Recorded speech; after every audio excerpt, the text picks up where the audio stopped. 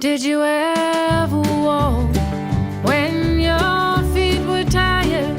Did you ever walk when the road was gone? Did you ever sing when your heart was aching? Did you ever sing just 'cause there's a song?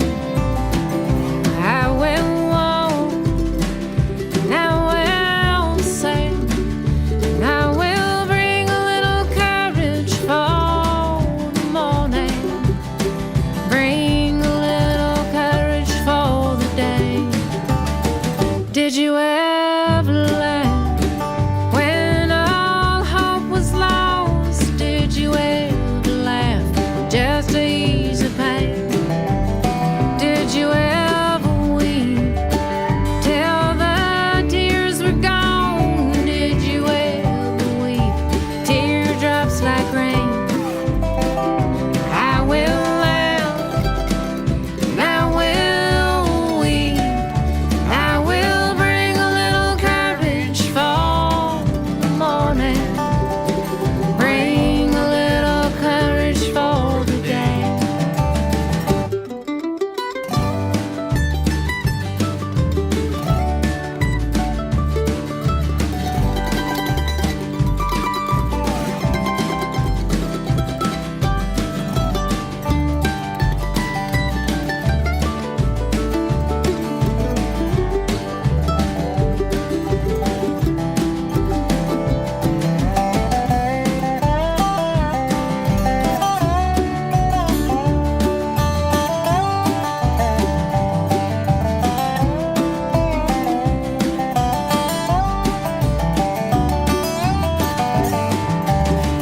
Did you ever stand when the rest was silent? Did you ever stand a million strong? Did you ever dream in the darkest hour? Did you ever dream right to change the wrong?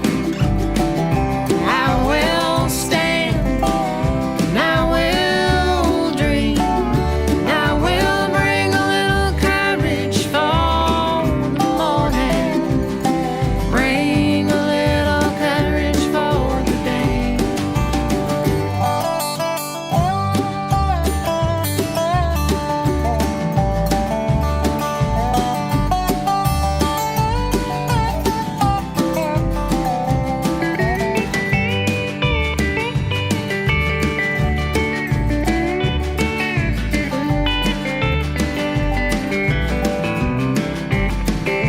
I will walk, and I will sing, and I will laugh, and I will weep, and I will stand, and I will dream, and I will bring a little courage for the morning, bring a little courage for the day.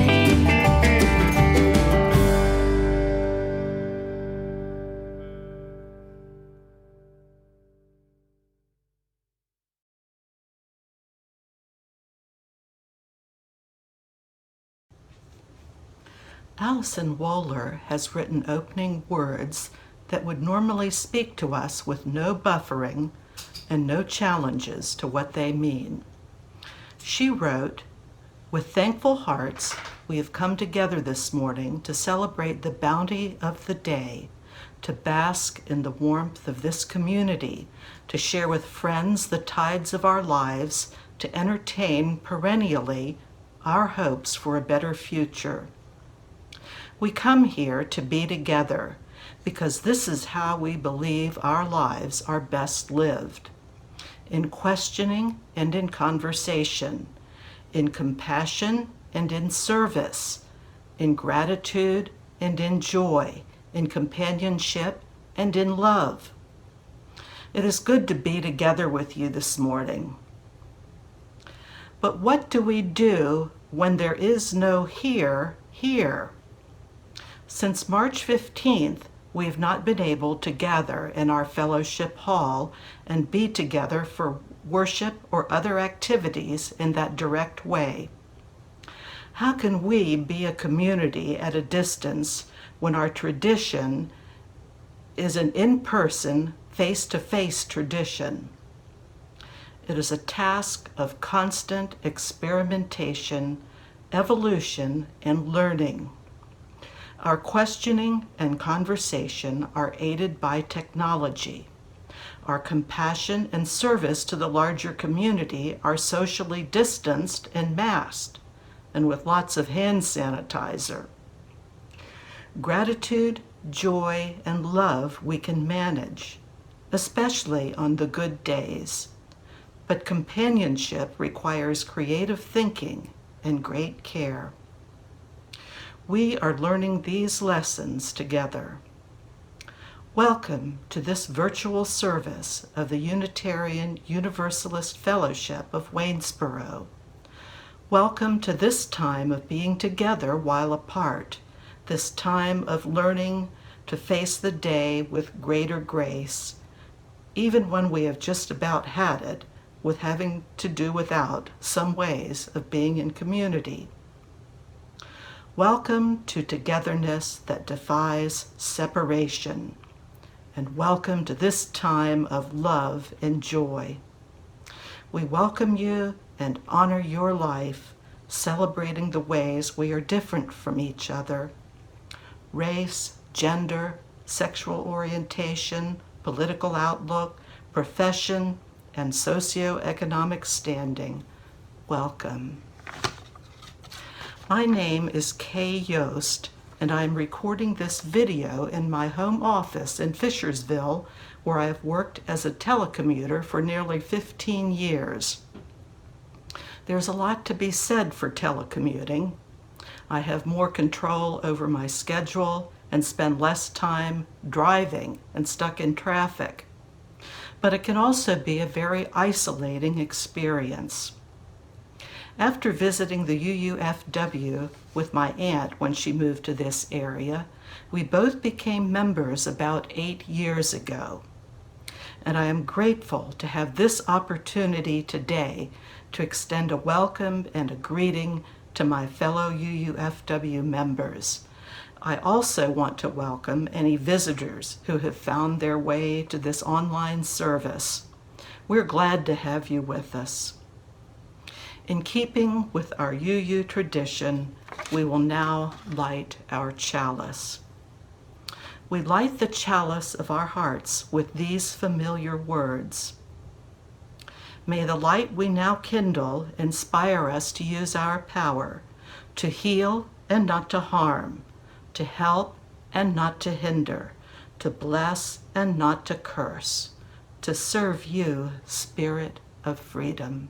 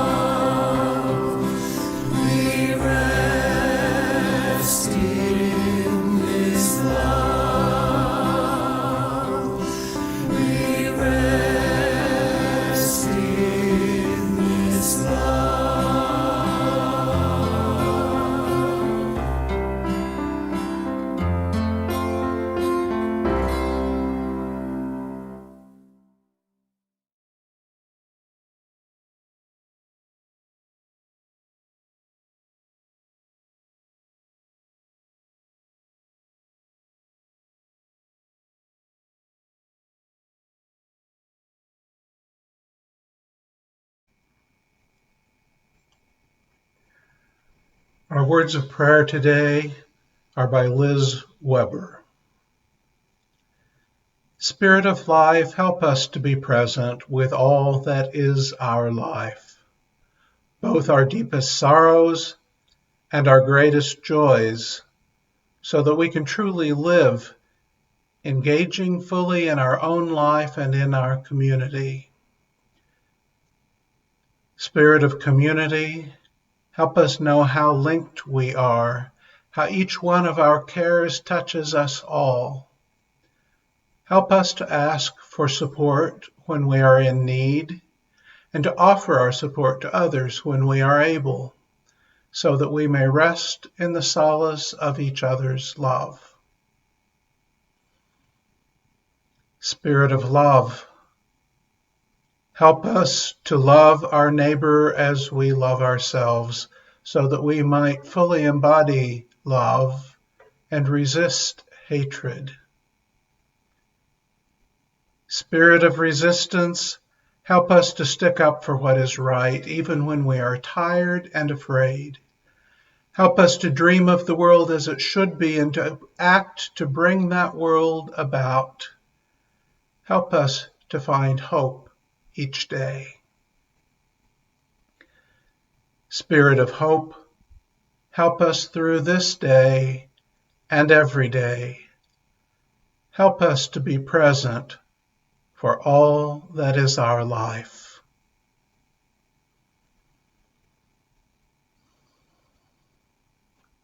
When we come together as a caring community, sharing important pieces of our lives with each other, gathering the support that would encourage us when times are bad or situations are difficult, and sharing our celebrations, what we are looking forward to, so that we may have that joy shared and reflected back to us. George Thompson writes, I should like to thank everyone who makes our virtual services available and so meaningful. The service allows us all to feel connected and to remind us of the beautiful community of which we are a part. Anne Armentrout writes, we have learned that Hope, my husband's ex-wife and mother of his 5 children, and by wondrous blessings of the cosmos, my friend and family, had a massive stroke. Recovery is not expected. Her children are working to bring her home to be cared for, and so that she may be supported by those who love her as she makes her transition. On Thursday, David Kirk told me that he has been in the hospital.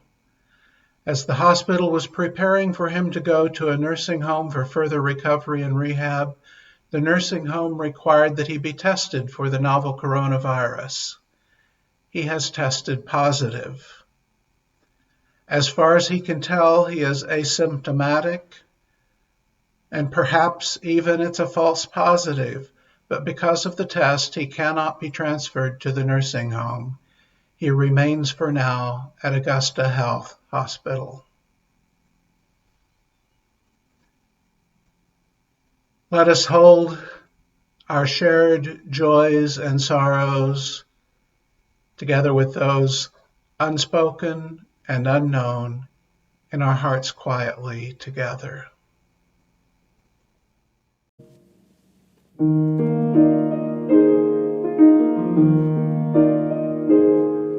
For all that is our life, we sing our thanks and praise.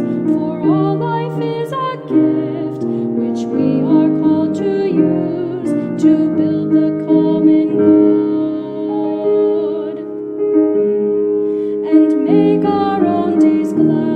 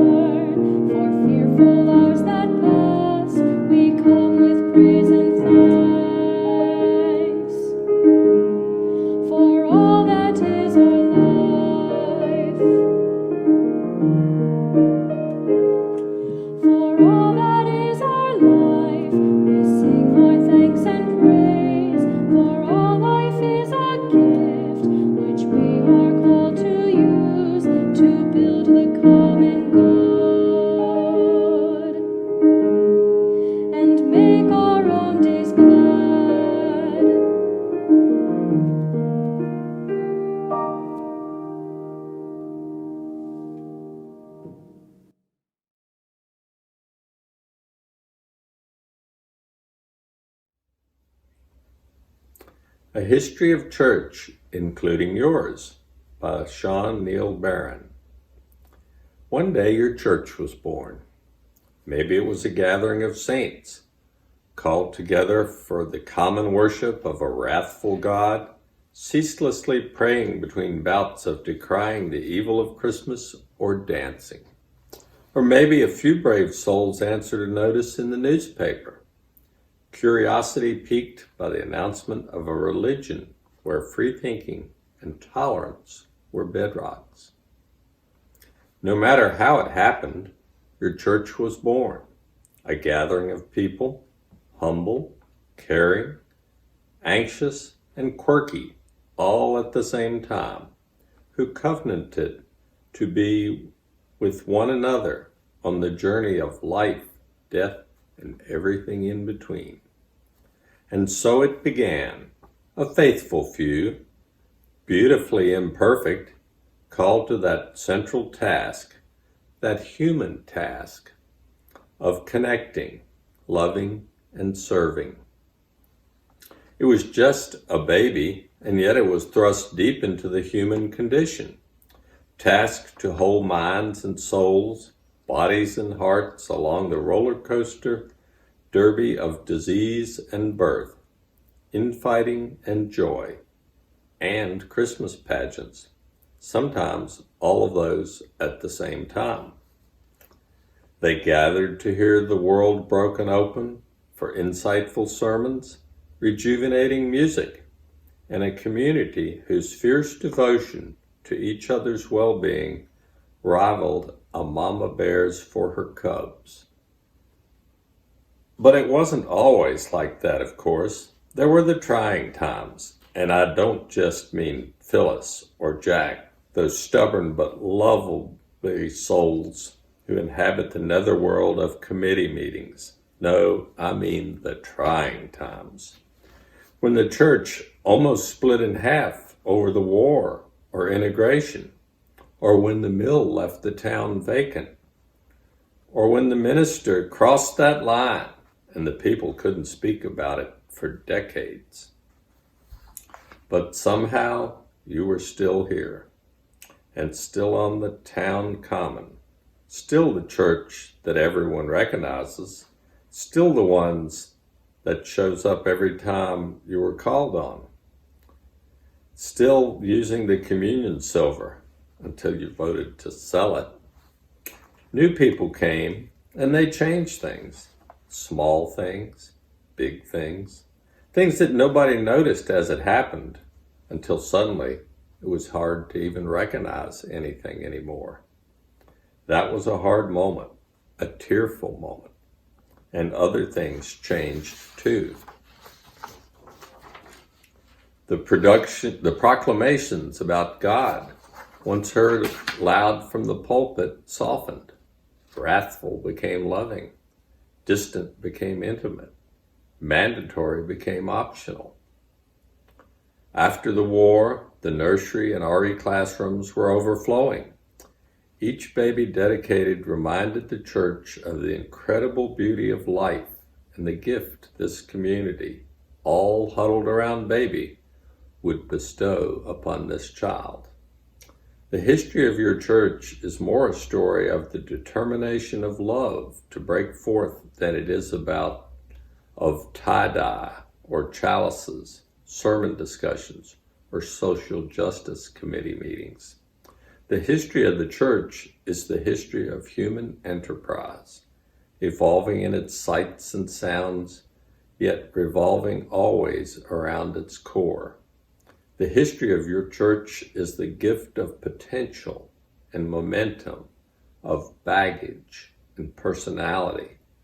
The history of your church is the launch pad from which you spring into action or disarray.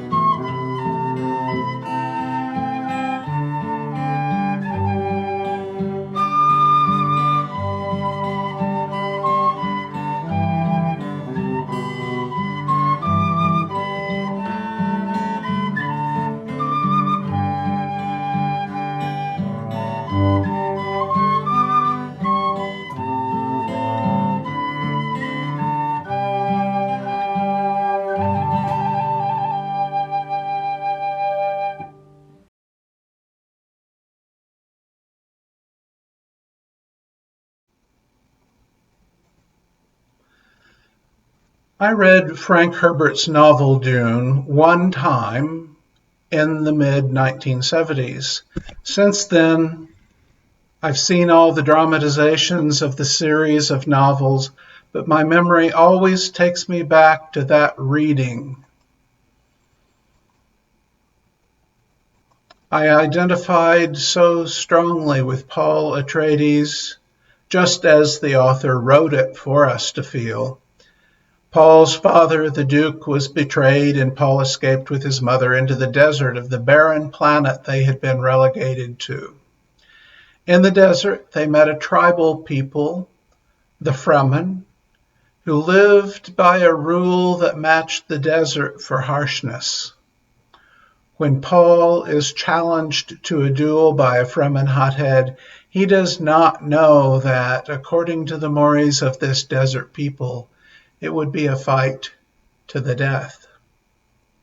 It makes for great drama and a great deal of gratitude that I do not live in a culture so harsh as that, or at least most of the time it doesn't feel that harsh.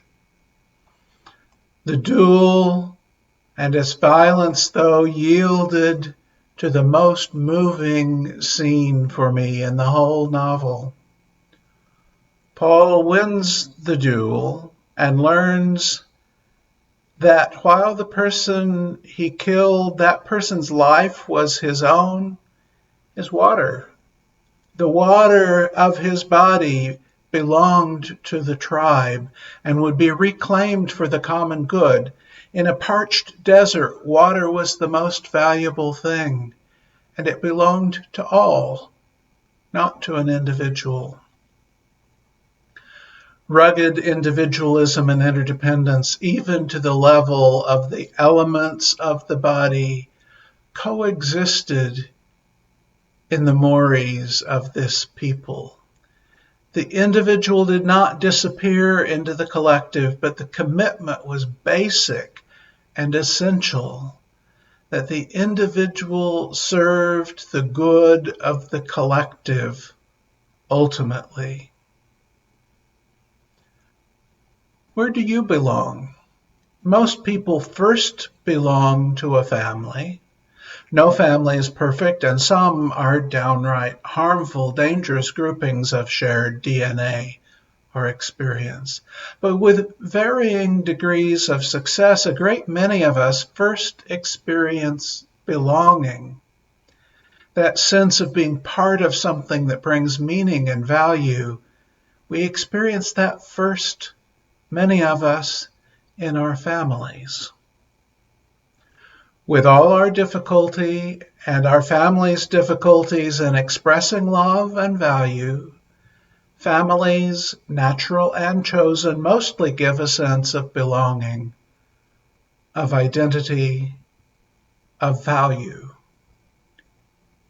Part of the imperfection of families is that sometimes even the ones that bestow that early sense of belonging and value take it back because of real and perceived infractions.